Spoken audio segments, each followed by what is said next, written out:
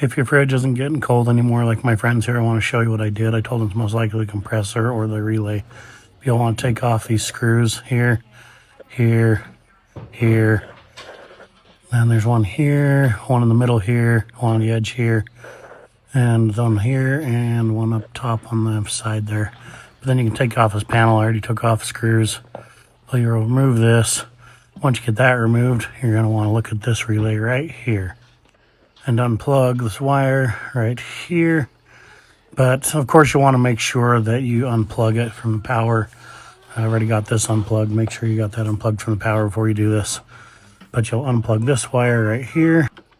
The next thing you'll want to do is unplug this one right here that has the two wires going onto it. It's a little bit tricky. You got to get in behind the thing and pull it out as you pull the plug out.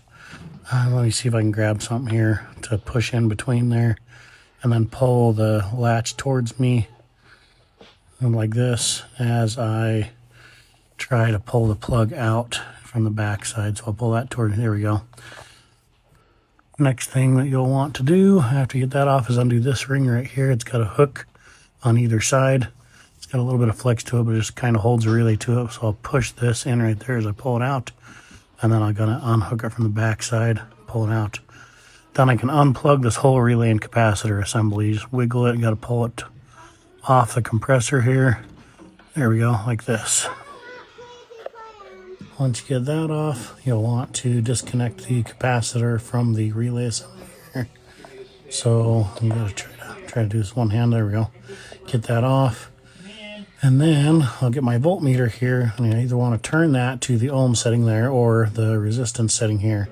Kind of like the resistance setting just because it beeps, but the ohms or the resistance, either one of those. And then you want to take your two leads and put them into the two pins that are aside from each other. There we go. Got a little bit better of a setup here. So you'll have ohms or resistance setting here. Make sure that it's on there. And we put it in these two here and see if we can get that to show anything. It should read about 4 or 5 ohms, if I remember right, of resistance. I would suggest this relay is dead. Next, we'll test the capacitor. You'll want to turn the capacitor setting right here. Then we'll get the capacitor, and you want to check on the capacitor to see what it says. This one here is 15 microfarads. Let's see if I can get the camera to show that. Try to get it to focus here. Sorry, the lighting's pretty bad. There we go. So you can see it says 15 microfarads. So that's what we're going to be looking for. I'll touch either side of it here, and I am not getting anything on that. So it looks like this capacitor is probably bad as well. We'll try to turn these around just in case. Still not getting anything on that.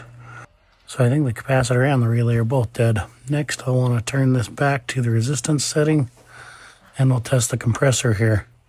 What I want to do is touch each one of these and make sure that it is not grounding out to the side of the compressor here.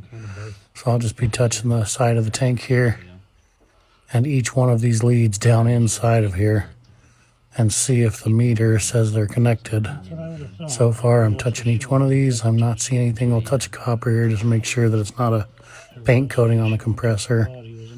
But I'm still not getting anything on that meter. So that's a good sign. So the next thing we'll want to do is keep the meter on the same setting. And then I want to touch this top pin and each one of these bottom pins. So I'll touch the top pin on this side. I'm getting, let's see if I can get this right, getting around 5 or 6. Then I want to touch this other side on the top pin here. Also getting around 5 or 6 on there. That's also a good sign. So everything I'm seeing suggests that the compressor's okay, thankfully. So I'll come and look in the fridge here for the sticker, and I'll find the model number right there. And I'll look for a new relay and capacitor for it. So got the new part here. New capacitor and relay. I'll just plug them back on, make sure those 3 pins line up. Wiggle it onto there tight. And next I'll take this plug, shove it in here. Take this ground wire, plug it on right there. And then I take this ring, and first I'll reach around back here and hook it on back. Make sure I catch the back of the capacitor right there. Then I'll take my thumb and push it onto right there, snap it on. I also took this outside and blew out the bottom. That was so full of lint, and that can cause problems with your fridge to begin with, cause a compressor to overheat. So you want to clean that out as best you can.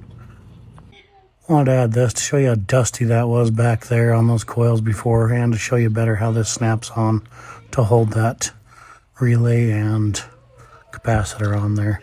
You can see it's really dusty back there before. Okay. As you can also see in the repeat of this clip as well, it's pretty dusty. But anyway, I hope that helps somebody who might be struggling with their fridge that's not working. And I hope you get as lucky as my friend did here, and it's not your compressor that it turns out to just be your relay and capacitor. Thanks for watching.